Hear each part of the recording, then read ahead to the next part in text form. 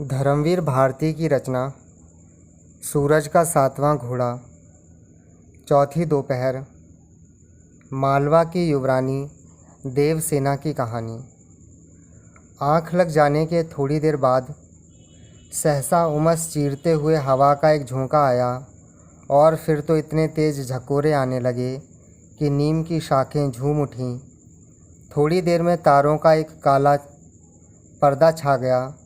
हवाएं अपने साथ बादल ले आईं।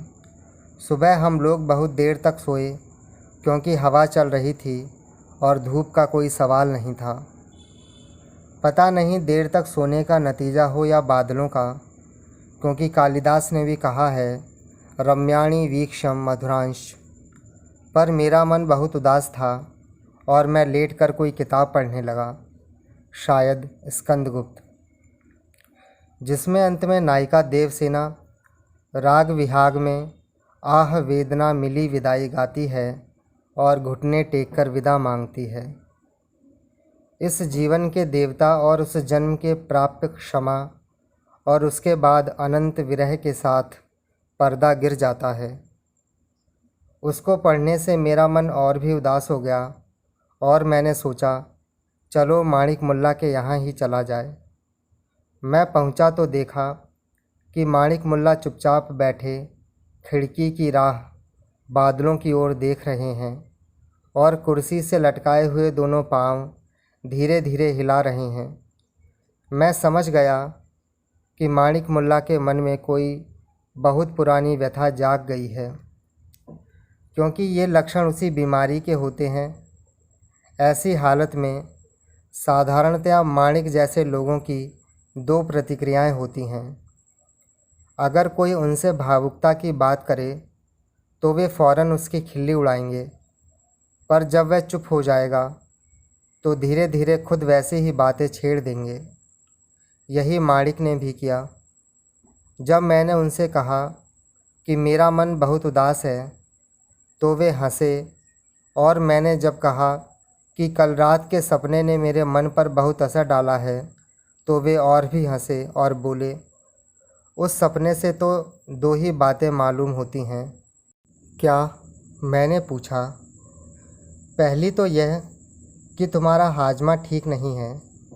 दूसरे यह कि तुमने डांटे की डिवाइना कॉमेडिया पढ़ी है, जिसमें नायक को स्वर्ग में नायिका मिलती है और उसे ईश्वर के सिंहासन तक ले जाती है। जब मैंने झेंप कर यह स्वीकार किया कि दोनों बातें बिल्कुल सच हैं तो फिर वे चुप हो गए और उसी तरह खिड़की की राह बादलों की ओर देखकर पांव हिलाने लगे। थोड़ी देर बाद बोले, पता नहीं तुम लोगों को कैसा लगता है, मुझे तो बादलों को देखकर वैसा लगता है जैसे उस घर को देखकर लगता है जिसमें हमने अपना हंसी खुशी से बचपन बिताया हो और जिसे छोड़कर हम पता नहीं कहाँ कहाँ घूमे हों और भूलकर फिर उसी मकान के सामने बरसों बाद आ पहुँचे हों। जब मैंने स्वीकार किया कि मेरे मन में भी यही भावना होती है तो और भी उत्साह में भर कर बोले, देखो, अगर ज़िंदगी में फूल ना होते, बादल ना होते, पवित्रता ना होती, प्रकाश ना होता, सिर्फ अंधेरा होता, कीचड़ होती, गंदगी होती, तो कितना अच्छा होता। हम सब उसमें कीड़े की तरह बिलबिलाते और मर जाते। कभी अंतःकरण में किसी तरह की छटपटाहट ना होती। लेकिन बड़ा अभागा होता है वह दिन जिस दिन हमारी आत्मा पवित्रता की एक झलक पा लेती है, रोशनी का एक कण पा लेती है, क्योंकि उसके बाद सदियों तक अंधेरे में कैद रहने पर भी रोशनी की प्यास उसमें मर नहीं पाती, उसे तड़पाती रहती है। वह अंधेरे से समझौता कर ले पर उसे चैन कभी नहीं मिलता। मैं उनकी बातों से पूर्णतया सहमत था, पर लिख चाहे थोड़ा बहुत लूँ, मुझे उन दिनों अच्छी हिंदी बोलने का इतना अभ्यास नहीं था। अतः उनकी उदासी से सहमति प्रकट करने के लिए मैं चुपचाप मुंह लटकाए बैठा रहा था। बिल्कुल उन्हीं की तरह मुंह लटकाए बादलों की ओर देखता रहा और नीचे पांव झुलाता रहा। माणिक मुल्ला कहते गए, अब यही प्रेम की बात लो। यह सच है कि प्रेम आर्थिक स्थितियों से अनुशासित होता है, लेकिन मैंने जो जोश में कह दिया था कि प्रेम आर्थिक निर्भरता का ही दूसरा नाम है, यह केवल आंशिक सत्य है। इसे कोई अस्वीकार नहीं कर सकता कि प्यार। यहाँ माणिक मुल्ला रुक गए और मेरी ओर देखकर बोले, क्षमा करना, तुम्हारी अभ्यस्त शैली में कहूँ तो इससे कोई इनकार नहीं कर सकता कि प्यार आत्मा की गहराइयों में सोए हुए सौंदर्य के गीत को जगा देता है, हम में अजब सी पवित्रता, नैतिक निष्ठा और प्रकाश भर देता है, आदि आदि। लेकिन क्या? मैंने पूछा।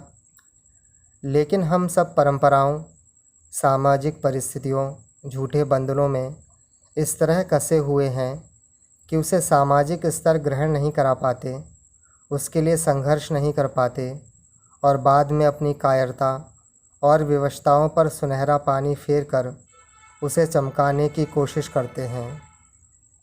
इस रूमानी प्रेम का महत्व है, पर मुसीबत यह है कि वह कच्चे मन का प्यार होता है। उसमें सपने, इंद्रधनुष और फूल तो काफ़ी मिकदार में होते हैं, पर वह साहस और परिपक्वता नहीं होती जो इन सपनों और फूलों को स्वस्थ सामाजिक संबंध में बदल सके। नतीजा यह होता है कि थोड़े दिन बाद यह सब मन से उसी तरह गायब हो जाता है जैसे बादल की छाह।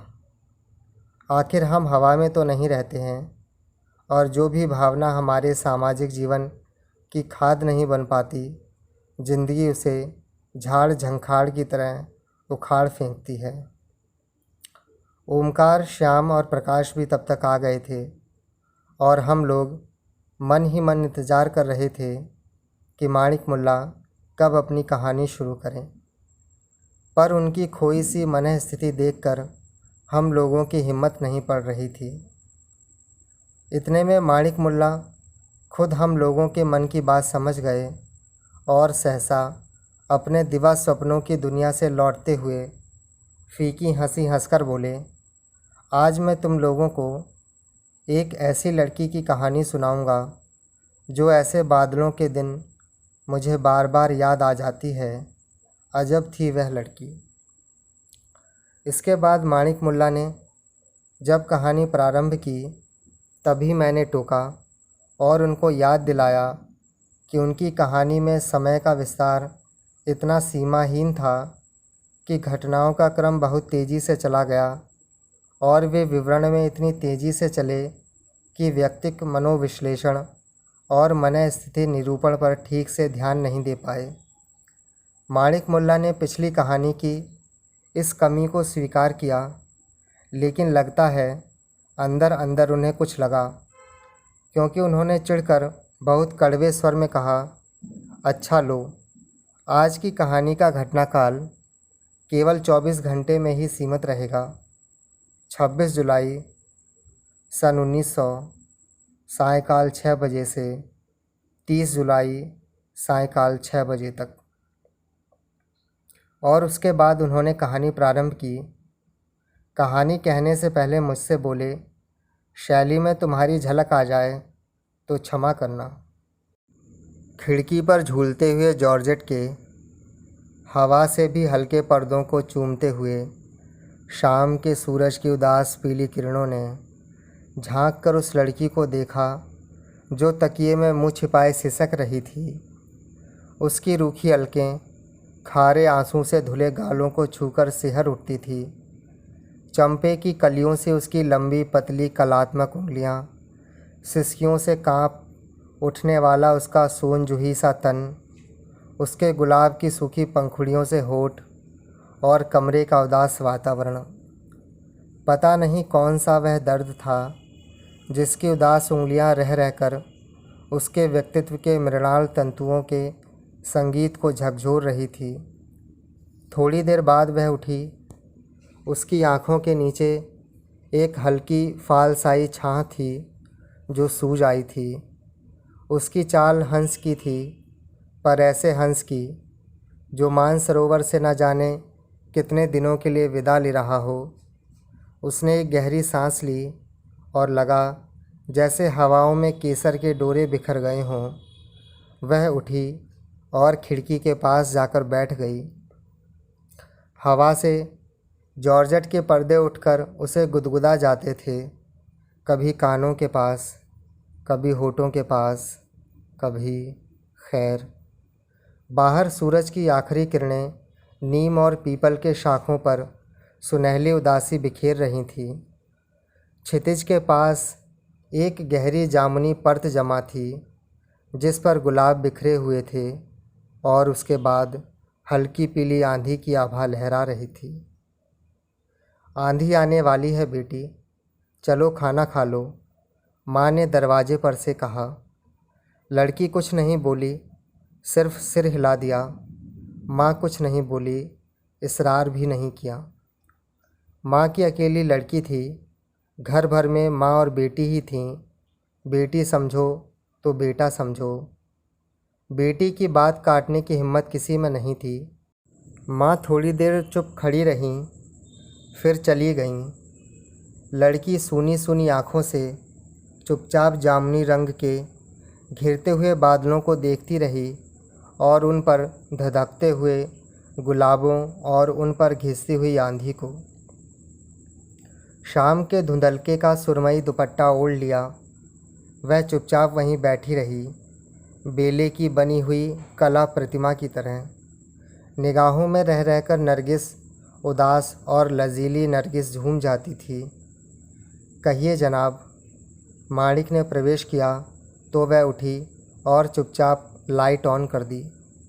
माणिक मुल्ला ने उसकी खिन्न मनः स्थिति, उसका अश्रुसिक्त मौन देखा तो रुक गए और गंभीर होकर बोले, क्या हुआ लिली? लिली? कुछ नहीं, लड़की ने हंसने का प्रयास करते हुए कहा, मगर आंखें डबडबा गईं और वह माणिक मुल्ला के पाँवों के पास बैठ गई। माणिक ने उसके बुंदों में उलझी हुई सूखी लट को सुलझाते हुए कहा, तो नहीं बताओगी? हम कभी छुपाते हैं तुमसे कोई बात? नहीं, अब तक तो नहीं छुपाती थी, आज से छुपाने लगी हो। नहीं, कोई बात नहीं, सच मानो। लड़की ने, जिसका नाम लिली था, लिली नाम से पुकारी जाती थी, माणिक की कमीज के कांच के बटन खोलते और बंद करते हुए कहा, अच्छा मत बताओ, हम भी अब तुम्हें कुछ नहीं बताएंगे। माणिक ने उठने का उपक्रम करते हुए कहा, तो चले कहाँ? वह माणिक के कंधे पर झुक गई। बताती तो हूँ, तो बताओ। लिली थोड़ा झेंप गई और फिर उसने माणिक की हथेली अपनी सूजी पलकों पर रखकर कहा, हुआ ऐसा कि आज देवदास देखने गए थे। कम्मो भी साथ थी। खैर, उसकी समझ में नहीं आई। मुझे पता नहीं कैसा लगने लगा। माणिक, क्या होगा बताओ? अभी तो एक दिन तुम नहीं आते हो तो न खाना अच्छा लगता है न पढ़ना, फिर महीनों महीनों तुम्हें नहीं देख पाएंगे। सच, वैसे चाहे जितना हंसते रहो, बोलते रहो, पर जहाँ तक इस बात का ध्यान आया कि मन को जैसे पाला मार जाता है। माणिक कुछ नहीं बोले। उनकी आँखों में एक करुण व्यथा झलक आई और चुपचाप बैठ गए। आंधी आ गई थी और मेज़ के नीचे सिनेमा के 2 आधे फटे हुए टिकट आंधी की वजह से तमाम कमरे में घायल तितलियों के जोड़े की तरह इधर उधर उड़कर दीवारों से टकरा रहे थे। माणिक के पाँवों पर टप से गर्म आंसू चू पड़ा तो उन्होंने चौंक कर देखा। लिली की पलकों में आंसू छलक रहे थे। उन्होंने हाथ पकड़कर लिली को पास खींच लिया और उसे सामने बिठाकर उसके 2 नन्हे उजले कबूतरों जैसे पाँवों पर उंगली से धारियां खींचते हुए बोले, छी, यह सब रोना धोना हमारी लिली को शोभा नहीं देता। यह सब कमजोरी है, मन का मोह और कुछ नहीं। तुम जानती हो कि मेरे मन में कभी तुम्हारे लिए मोह नहीं रहा। तुम्हारे मन में मेरे लिए कभी अधिकार की भावना नहीं रही। अगर हम दोनों जीवन में एक दूसरे के निकट आए भी तो इसलिए कि हमारी अधूरी आत्माएं एक दूसरे को पूर्ण बनाएं, एक दूसरे को बल दें, प्रकाश दें, प्रेरणा दें। और दुनिया की कोई भी ताकत कभी हमसे हमारी इस पवित्रता को छीन नहीं सकती। मैं जानता हूँ कि तमाम जीवन में जहाँ कहीं भी रहूँगा, जिन परिस्थितियों में भी रहूँगा, तुम्हारा प्यार मुझे बल देता रहेगा। फिर तुम में इतनी अस्थिरता क्यों आ रही है? इसका मतलब यह है कि पता नहीं मुझ में कौन सी कमी है कि तुम्हें वह आस्था नहीं दे पा रहा हूँ। लिली ने आंसू डूबी निगाहें उठाईं और कायरता से माणिक की ओर देखा, जिसका अर्थ था, ऐसा न कहो। मेरे जीवन में, मेरे व्यक्तित्व में जो कुछ है तुम्हारा ही तो दिया हुआ है। पर लिली ने यह शब्दों से नहीं कहा, निगाहों से कह दिया। माणिक ने धीरे धीरे उसी के आंचल से उसके आंसू पोंछ दिए। बोले, जाओ मुंह धो आओ, चलो। लिली मुंह धोकर आ गई। माणिक बैठे हुए रेडियो की सुई इस तरह से घुमाते थे कि कभी झम से दिल्ली बज उठता था, कभी लखनऊ की दो एक अस्फुट संगीत लहरी सुनाई पड़ जाती थी, कभी नागपुर, कभी कलकत्ता। इलाहाबाद में सौभाग्य से तब तक रेडियो स्टेशन नहीं लगा था। लिली चुपचाप बैठी रही। फिर उठकर उसने रेडियो ऑफ कर दिया और आकुल आग्रह भरे स्वर में बोली, माणिक, कुछ बात करो, मन बहुत घबरा रहा है। माणिक हंसे और बोले, अच्छा आओ बात करें।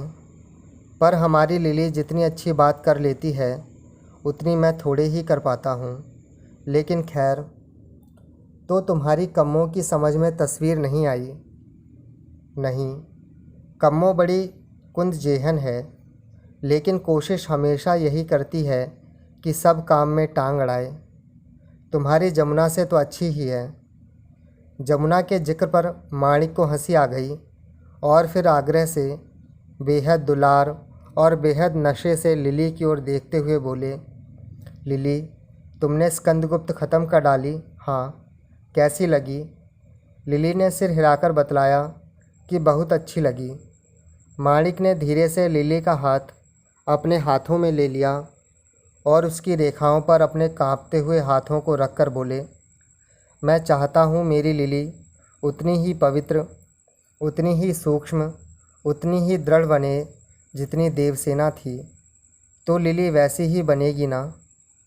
किसी मानवोपरी देवताओं के संगीत से मुग्ध भोली हिरणी की तरह लिली ने एक क्षण माणिक को देखा और उनकी हथेलियों में मुंह छिपा लिया। वाह, उधर देखो लिली। माणिक ने दोनों हथेलियों से लिली का मुंह कमल के फूल की तरह उठाते हुए कहा, बाहर गली की बिजली पता नहीं क्यों जल नहीं रही है, लेकिन रह रहकर बैगनी रंग की बिजलियां चमक जाती थीं और लंबी पतली गली, दोनों ओर के पक्के मकान, उनके खाली चबूतरे, बंद खिड़कियां, सूने बरजे, उदास छतें, उन बैगनी बिजलियों में जाने कैसे जादू के से रहस्यमय से लग रहे थे। बिजली चमकते ही अंधेरा चीर कर वे खिड़की से दिख पड़ते और फिर सहसा अंधकार में विलीन हो जाते। और उस बीच के क्षण में उन दीवारों पर तड़पती हुई बिजली की बैगनी रोशनी लपलपाती रहती।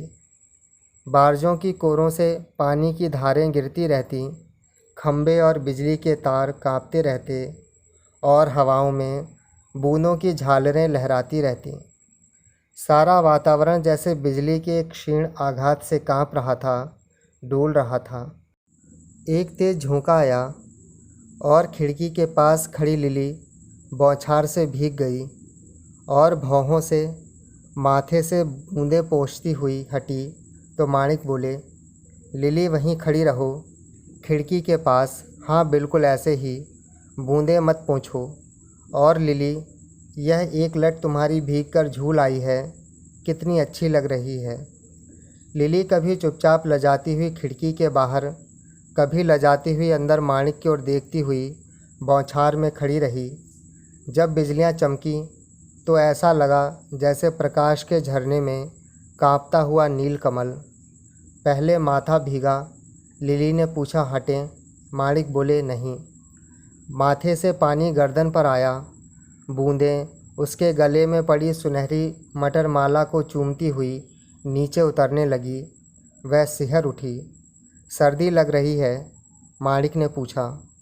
एक अजब से अलहड़ आत्मसमर्पण के स्वर में लिली बोली, नहीं, सर्दी नहीं लग रही है, लेकिन तुम बड़े पागल हो। हूँ तो नहीं, लेकिन कभी कभी हो जाता हूँ। लिली एक अंग्रेजी की कविता है, a lily girl not made for this world's pain. एक फूल सी लड़की जो इस दुनिया के दुख दर्द के लिए नहीं बनी। लिली, यह कवि तुम्हें जानता था क्या?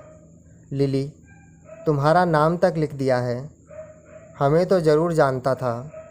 तुम्हें भी एक नई बात रोज़ सूझती रहती है। नहीं, देखो उसने यहाँ तक तो लिखा है, and longing eyes of veiled with slumbers tears, life bluest waters soon through mists of rain. लालसा भरी निगाहें, उम्मीदें आंसुओं से आच्छादित जैसे पानी की बौछार में धुंधली दिखने वाली नील झील। सहसा तड़पकर दूर कहीं बिजली गिरी और लिली चौंक कर भागी और बदहवास माणिक के पास आ गिरी। 2 पल तक बिजली की दिल दहला देने वाली आवाज़ गूंजती रही और लिली सहमी हुई गौरैया की तरह माणिक की बाहों में घेरे में खड़ी रही। फिर उसने आंखें खोली और झुककर माणिक के पांवों पर 2 गर्म होंठ रख दिए। माणिक की आंखों में आंसू आ गए। बाहर बारिश धीमी पड़ गई थी। सिर्फ छज्जों से, खपरेलों से टप टप बूंदें चू रही थीं। हल्के हल्के बादल अंधेरे में उड़े जा रहे थे। सुबह लिली जागी, लेकिन नहीं, जागी नहीं। लिली को रात भर नींद नहीं आई थी। उसे पता नहीं कब माँ ने खाने के लिए जगाया, उसने कब मना कर दिया, कब और किसने उसे पलंग पर लिटाया। उसे सिर्फ इतना याद है कि रात भर वह पता नहीं किसके पाँवों पर सिर रखकर सोती रही। तकिया आंसुओं से भीग गया था, आंखें सूज गई थीं। कम्मो सुबह ही आ गई थी। आज लिली को जेवर पहनाया जाने वाला था। शाम को 7 बजे लोग आने वाले थे। सास तो थी ही नहीं, ससुर आने वाले थे और कम्मो, जो लिली की घनिष्ठ मित्र थी। पर उस घर को सजाने का पूरा भार था और लिली थी कि कम्मों के कंधे पर सिर रखकर इस तरह बिलखती थी कि कुछ पूछो मत। कम्मो बड़ी यथार्थवादी, बड़ी ही भावुक लड़की थी। उसने इतनी सहेलियों की शादियां होते देखी थीं, पर लिली की तरह बिना बात के बिलख बिलख कर रोते किसी को नहीं देखा था। जब विदा होने लगे तो उस समय तो रोना ठीक है, वरना 4 बड़ी बूढ़ियां कहने लगती हैं, देखो आजकल की लड़कियां हया शर्म धो के पी गई हैं, कैसी ऊँट सी गर्दन उठाए ससुराल चली जा रही है। अरे हम लोग थे कि रोते रोते भोर हो गई थी, और जब हाथ पांव पकड़ के भैया ने डोली में ढकेल दिया तो बैठे थे, एक ये हैं आदि। लेकिन इस तरह रोने से क्या फ़ायदा, और वह भी तब जब माँ या और लोग सामने ना हों। सामने रोए तो एक बात भी है। बहरहाल कम्मो बिगड़ती रही और लिली के आंसू थमते ही ना थे। कम्मो ने काम बहुत जल्दी ही निपटा लिया, लेकिन वह घर में कह आई थी कि अब दिन भर वहीं रहेगी। कम्मो ठहरी घूमने फिरने वाली कामकाजी लड़की। उसे ख्याल आया कि उसे एलनगंज जाना है, वहाँ से अपनी कढ़ाई की किताबें वगैरह वापस लानी हैं, और फिर उसे एक क्षण चैन नहीं पड़ा। उसने लिली की माँ से पूछा। जल्दी से लिली को मार पीट कर ज़बरदस्ती तैयार किया और दोनों सखियाँ चल पड़ीं। बादल छाए हुए थे और बहुत ही सुहावना मौसम था। सड़कों पर जगह जगह पानी जमा था, जिनमें चिड़िया नहा रही थीं। एलनगंज में अपना काम निपटाकर दोनों पैदल टहलने चल दीं। थोड़ी ही दूर आगे बांध था, जिसके नीचे से एक पुरानी रेल की लाइन गई थी, जो अब बंद पड़ी थी। लाइनों के बीच में घास उगाई थी और बारिश के बाद घास में लाल हीरों की तरह जगमगाती हुई बीर बहुटियाँ रेंग रही थीं। दोनों सखियाँ वहीं बैठ गईं। एक बीर बहुटी रह रहकर उस जंग खाए हुए लोहे की लाइन को पार करने की कोशिश कर रही थी और बार बार फिसलकर गिर जाती थी। लिली थोड़ी देर उसे देखती रही और फिर बहुत उदास होकर कम्मों से बोली, कम्मो रानी, अब उस पिंजरे से निस्तार नहीं होगा। कहाँ ये घूमना फिरना, कहाँ तुम। कम्मो जो एक घास की डंठल चबा रही थी, तमक कर बोली, देखो लिली घोड़ी, मेरे सामने ये आंसुआं ढरकाने से कोई फ़ायदा नहीं, समझी। हमें ये सब चोचला अच्छा नहीं लगता। दुनिया की सब लड़कियां तो पैदा होके ब्याह करती हैं, एक तुम अनोखी पैदा हुई हो क्या। और ब्याह के पहले सभी ये कहती हैं, ब्याह के बाद भूल भी जाओगी कि कम्मो कमबख्त किस खेत की मूली थी। लिली कुछ नहीं बोली, खिसियानी सी हंसी हंस दी। दोनों सखियां आगे चलीं। धीरे धीरे लिली बीर बहुटियाँ बटोरने लगी। सहसा कम्मो ने उसे एक झाड़ी के पास पड़ी सांप की केंचुल दिखाई। फिर दोनों एक बहुत बड़े अमरूद के बाग के पास आईं और 2-3 बरसाती अमरूद तोड़कर खाए जो काफ़ी बकटे थे।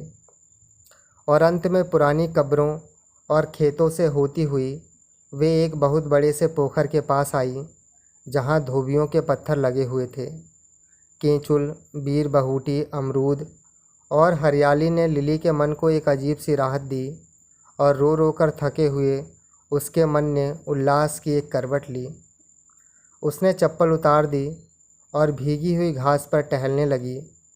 थोड़ी देर में लिली बिल्कुल दूसरी ही लिली थी, हंसी की तरंगों पर धूप की तरह जगमगाने वाली। और शाम को 5 बजे जब दोनों घर लौटीं तो उनकी खिलखिलाहट से मोहल्ला खिल उठा और लिली को बहुत कसकर भूख लगाई थी। दिन भर घूमने से लिली को इतनी ज़ोर की भूख लगाई थी कि आते ही उसने माँ से नाश्ता मांगा और जब अपने आप अलमारी से निकालने लगी तो माँ ने टोका कि खुद खा जाएगी तो तेरे ससुर क्या खाएंगे। तो हंसकर बोली, अरे उन्हें मैं बचा खुचा अपने हाथ से खिला दूंगी, पहले चख तो लूँ, नहीं तो बदनामी बाद में होगी। इतने में मालूम हुआ कि वे लोग आ गए तो झट से वह नाश्ता आधा छोड़कर अंदर गई। कम्मो ने उसे साड़ी पहनाई, उसे सजाया संवारा, लेकिन उसे भूख इतनी लगी थी कि उन लोगों के सामने जाने के पहले वह फिर बैठ गई और खाने लगी। यहाँ तक कि कम्मो ने ज़बरदस्ती उसके सामने से तश्तरी हटा ली और उसे खींच ले गई। दिन भर खुली हवा में घूमने से और पेट भर खाने से सुबह लिली के चेहरे पर जो उदासी छाई थी वह बिल्कुल गायब हो गई थी। और उन लोगों को लड़की बहुत पसंद आई और पिछले दिन शाम को उसके जीवन में जो जलजला हुआ था वह दूसरे दिन शाम को शांत हो गया। इतना कहकर माणिक मुल्ला बोले, और प्यारे बंधुओं, देखो तुम लोगों ने खुली हवा में घूमने और सूर्यास्त के पहले खाना खाने से सभी शारीरिक और मानसिक व्याधियां शांत हो जाती हैं। अतः इससे क्या निष्कर्ष निकला? खाओ बदन बनाओ। हम लोगों ने उनके कमरे में टंगे फ़ोटो की ओर देखते हुए एक स्वर में कहा। लेकिन माणिक मुल्ला, ओमकार ने पूछा, यह आपने नहीं बताया कि लिली को आप कैसे जानते थे, क्यों जानते थे, कौन थी यह लड़की? अच्छा, आप लोग चाहते हैं कि मैं कहानी का घटनाकाल भी 24 घंटे रखूं और उसमें आपको सारा महाभारत और इनसाइक्लोपीडिया भी सुनाऊं। मैं कैसे जानता था, इससे आपको क्या मतलब? हाँ, यह मैं आपको बता दूं कि यह लिली वही लड़की थी जिसका ब्याह तन्ना से हुआ था और उस शाम को महेश्वर दलाल उसे देखने आने वाले थे।